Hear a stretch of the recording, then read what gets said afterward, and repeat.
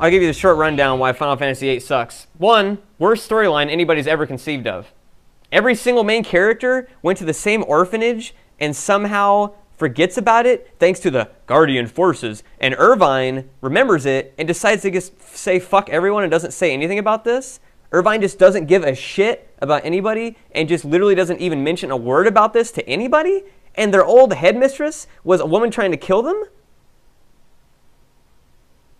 Like, that's like the worst storyline I've ever fucking heard of. That's like seriously saying your shit came out of the toilet and tried to strangle you.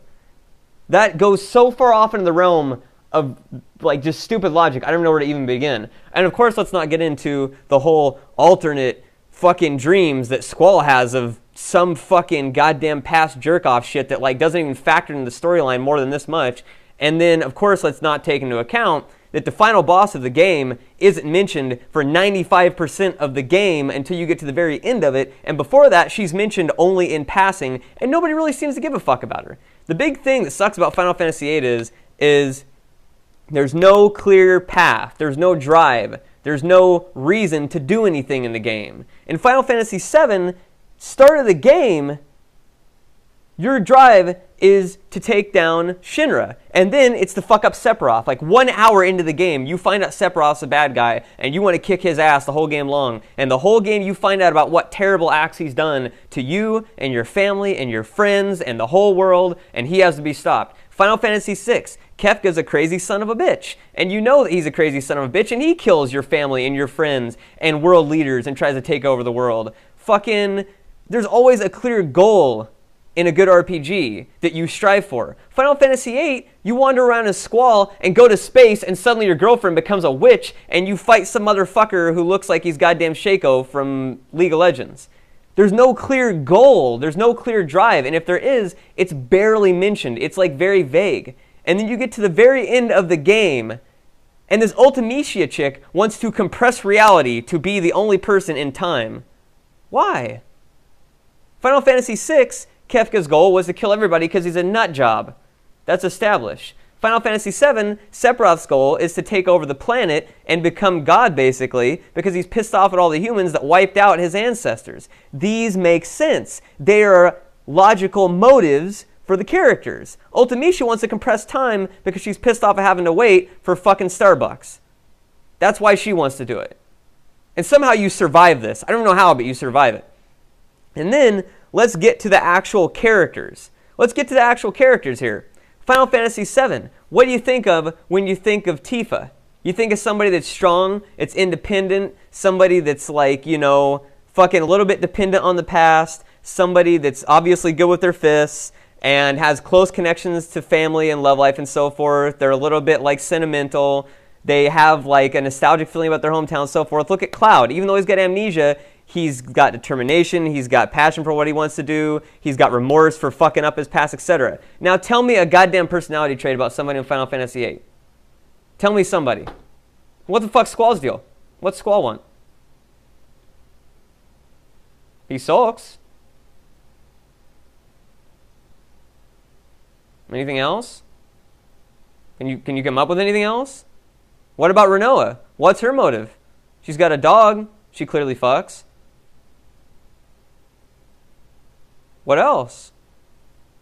I can't even think of any personality traits. Zell's got the most fucking personality in that whole game, and that's just because he talks shit the whole game. He's got a big old tattoo on his face. That's it. And then, of course, let's get into the actual spell system. The spell system, where you have junctioning that allows you to basically beat the entire game with no effort whatsoever if you want to sit around for 8 hours at the beginning of the game and junction spells. And then you've got, of course, the gun blades, which don't even shoot fucking bullets. They just explode. I don't think it's going to do that much more damage if you stab somebody and it goes, ugh, and it explodes.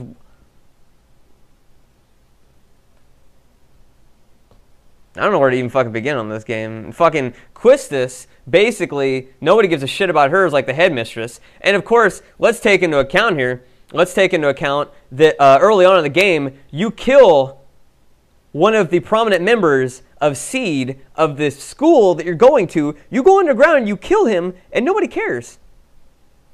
Nobody even bats an eye at this. That you just killed one of the fucking leading principals of your school. And of course, nobody really bats an eye at the fact that Cypher or whatever just tried to kill all you and your friends, but now you're cool with them because I don't even know why you are. You just are.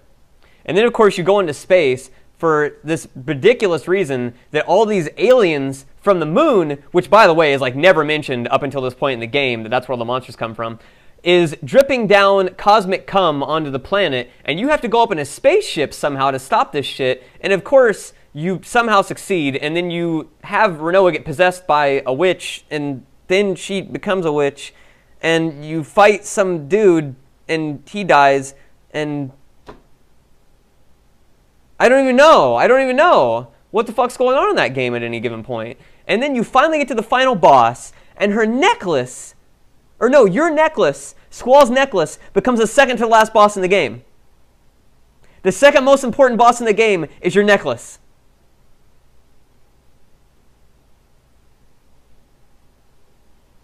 Like, seriously, I don't even fucking understand what they were doing with that game. It's like they tried to make another Final Fantasy VII and make it all cool and epic, but they just did drugs along the way. So, yeah, so now here's the thing. I'll give it this. If you want to, look up Final Fantasy VIII, is Squall dead? Look up Final Fantasy VIII, is Squall dead? Because there's this theory that Final Fantasy VIII is actually all about Squall's death, that when he originally got stabbed by the ice shard that Edea threw, that he actually died, and the rest of the game is his hallucinations. And they do some really, really convincing arguments about this. Stuff like how the monsters become more and more bizarre, about how Renoa didn't give a shit about you up until you got stabbed by the ice pick and she was like Cypher's girl, and then right after that she starts falling in love with you, and for no discernible reason, even though you have no personality as Squall and you barely say anything. Stuff about how you can kill like the master at the school and nobody cares. About how Squall has like these blacking out moments, and the final moments of the game when the ending FMV plays, you see all of your life replayed before your eyes, like your life flashing before your eyes, and you see like these whites of your eyes and like a hole in your head to represent that Squall is basically dead and this is just like the remnants of his memory, and all these other really like convincing things. And if that was the storyline, if I beat Final Fantasy VIII and I got to the end and that was the storyline, I would award it best fucking RPG game of all time. Because that would be the biggest mindfuck I've ever seen, that they pulled that off and they actually managed to get you to go the whole game and not even realize that. And then when you look back at it, it all made sense. Like the amnesia thing, the orphanage, all the other stuff, it would all make sense if it was all him hallucinating like in a dream. Now, if they did that, best fucking RPG ever made. But no. So, yeah. Anyways, back to the game. Now that I've done that whole rant, this is probably boring as fuck.